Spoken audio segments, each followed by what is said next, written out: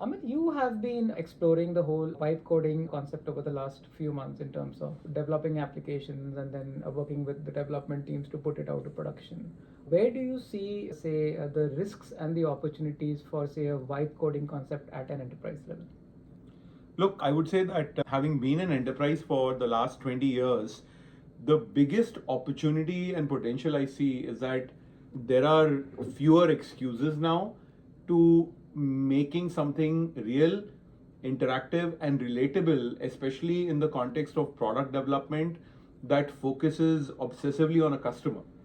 Historically, when you're in a customer buying cycle, you are being pitched PowerPoint presentations, being sent brochures, PDFs. It takes you 17 and a half steps to get to the first point of value in the discovery cycle. Yeah. And it takes you many more steps even in a demo to get to that one point about the one thing that you wanted to see before you even make your determination on whether to engage with a company. One of the things vibe coding is making possible is that for pre-sales and for marketing, it's helping us go from PDFs and presentation decks to using interactive prototypes, working applications, and even applications with synthetic data to show a customer something that is very close to what they might be looking for. Yeah. So your expectation as a customer can be met much better today. That's the greatest potential I see. Now, behind this, like working backwards from the customer towards the company, the potential I see for teams is that teams often say no to a lot of things because over time they have cornered themselves into a certain mental model of scope, schedule, and resources, right? Yeah. That I can only do so much because I have only so many resources. And the reality is that as a company, if you have to succeed, and the greatest companies of our time, whether they're companies like ChatGPT or Cursor or any combination of enterprise companies in between, the best companies are iterating at blazing speed. So the reality is that even in the best companies, you often really don't have enough time because the same small team is stretched very thin. And so the biggest potential I see is that now you can respond to the clock speed of the customer and the buyer while having the same human team, but really elastically scaling it up or down by deploying vibe coding to generate applications in hours that would have otherwise taken weeks in order to even determine whether that's the right application to build in the first place. Yeah. The biggest downside and risk that I see is that in the early experiments I've also been part of shaping, often if you don't do LLM-based development, let's call it that, if you don't do LLM or AI-based development using this new generation of tools the right way, where it can integrate with your data models and your backend, then whatever speed you gain in vibe coding your UX and front end, you lose that speed and cause a lot more trouble when you're actually trying to now make this work within an existing application framework. Right. So you could argue that the application companies that want to really get value out of LLM-based development or vibe coding, whether for real-world production or for like pre-sales and sales types of imagination and demo and discovery use cases, they should really think about how to make this work within their stack. Yeah. And that's when they'll get most value. And then they have to also help their customers because look, the customers also have access to the same vibe coding tools. Right.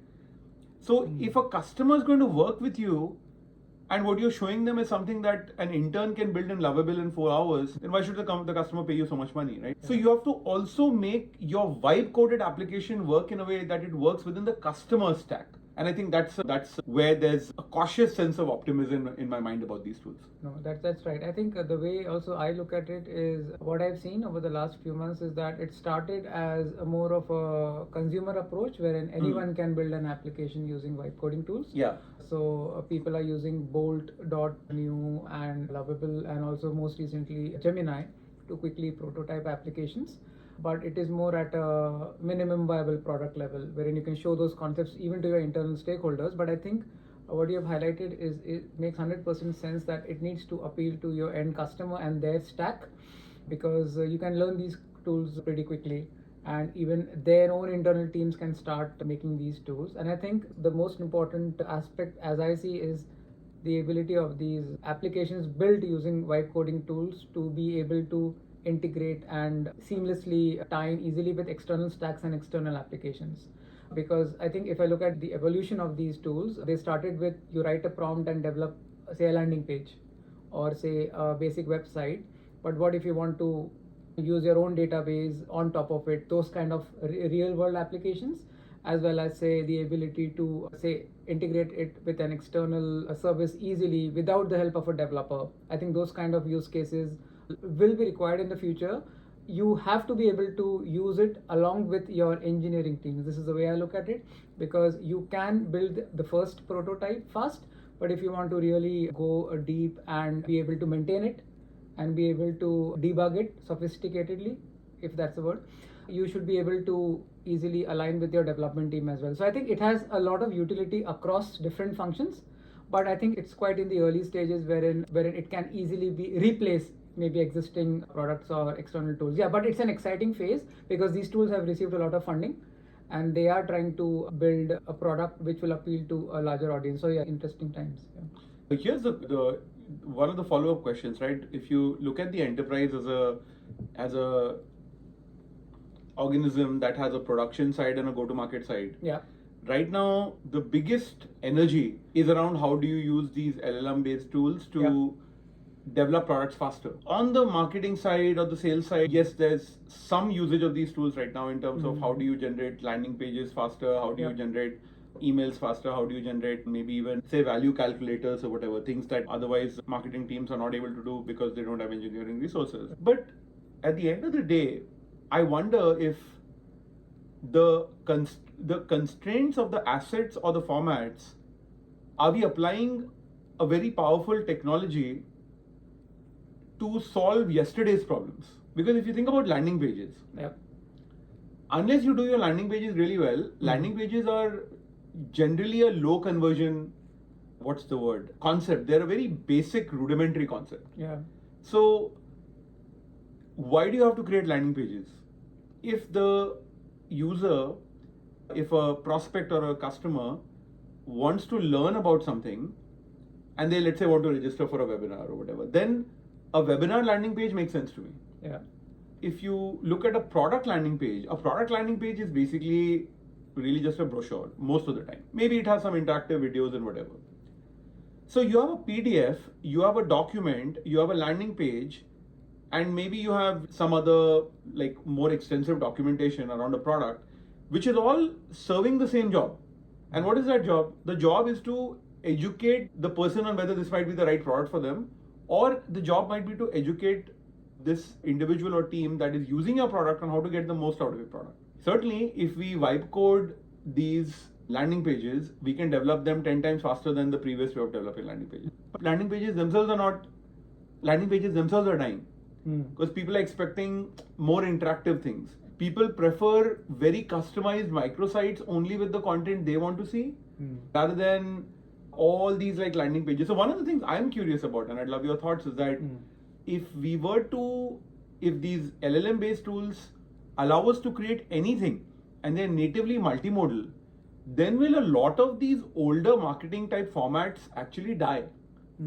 Because now we're able to build things with these tools that previously were too expensive to build. Yeah.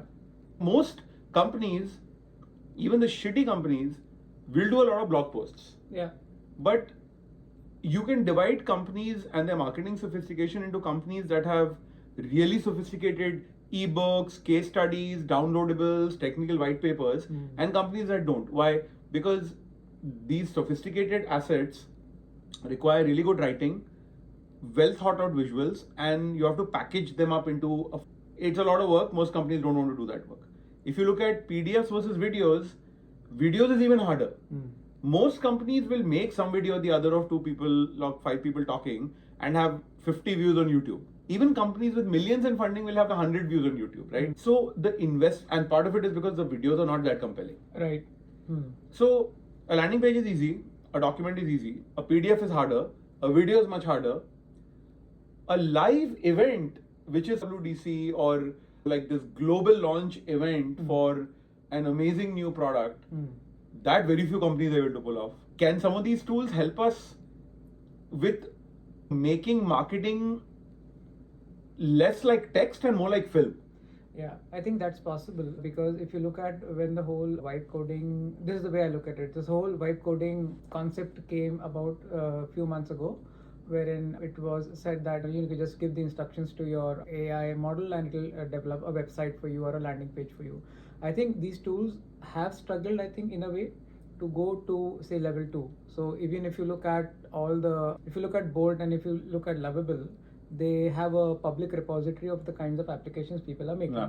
Mostly lightweight applications. Yeah, so if you see, there are 2 or 3 broad categories like pet websites, recipe websites. Exactly, and in fact, the fact that you can remix them easily and just do it, click of a button, anyone can do it. So I think it doesn't appeal to that. But I think what has happened in the last 3 months, and tying it back to what you said, vibe coding as a concept is suddenly taking shape. So what they're saying is you merge vibe coding and vibe marketing together, because the same tool can help you achieve certain goals. So a lot of people now have started to use, say, a tool like Cursor, which is different to a Lovable and a Bolt, because Cursor is more like a tool for developers, but you can use as a marketer. So as a marketer, you can actually start using Cursor to do the research for you, because it allows you to integrate with multiple agents. So the fact that it can help you research content, generate content, and then at a click of a button also develop applications out of it, that's the difference. Because at the moment, I think the whole content and the data side on the vibe coding, when you develop a website, the content is actually not in its best shape. You have to merge, say, content with the functionality, and what it gives you is just the functionality. It looks decent, but it's full of nonsense. So the first step of actually researching, say, if you want to develop an application, you go and do a consumer survey, you do a competitor analysis, and then you develop, say, a database of, say, 100 pages of content, and then convert that into an application. That is what marketers want to do, because it is driven by content. So the way I look at it, vibe marketing can use the concepts of vibe coding, but more for a research and a content production perspective, and then quickly convert that into a working application and so on. But I think new use cases might come up, because a lot of new age tools are also cropping up after Lovable and Bolt as well. They are trying their best to do a lot of making everyone a developer, but the use cases, I think, at the moment are very consumer centric. They are not there at an enterprise level. But there are a few YouTube channels out there who are driving the whole concept of vibe coding, and they actually show you how vibe coding actually can be done using a cursor, which is quite a new concept, which allows you to, wherein you can actually do all the research, the content production, as well as using multiple agents to also launch the application. So quite early days, but I think definitely the vibe coding concept can be applied to marketing function. I think a few portions of the marketing function as well.